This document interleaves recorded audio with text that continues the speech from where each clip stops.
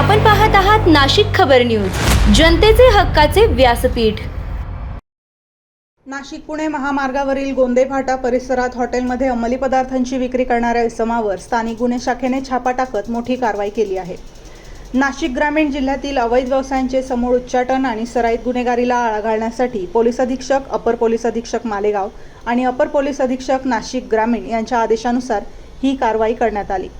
6 August रोजी स्थानिक गुन्हे शाखेचे पथक सिन्नर तालुक्यात गस्त घालत असताना गोंदे शिवारातील एका हॉटेलमध्ये अफू नावाचा अंमली पदार्थ विक्रीसाठी बाळगल्याची गोपनीय माहिती पोलिसांना मिळाली। माहितीच्या आधारे वावी पोलीस ठाण्याच्या हद्दीतील हॉटेल रेणुका माता राजस्थानी ढाबा येथे पंच आणि फॉरेन्सिक पथकाच्या उपस्थितीत छापा टाकण्यात आला।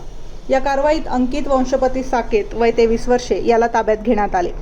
त्याच्या ताब्यातून पांढऱ्या प्लास्टिकच्या गोणीत विक्रीसाठी ठेवलेला 16 किलो 912 ग्रॅम वजनाच्या अफूच्या बोंडांचा चुरा अर्थात दोडा पावडर जप्त करण्यात आला।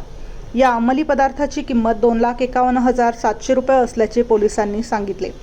चौकशीत अंकित साकेत याने हॉटेल मालक गोमाराम चौधरी राहणार गोंदे तालुका सिन्नर यांच्या सांगण्यावरून सदर अंमली पदार्थांची विक्री करत असल्याचे सांगितले आहे।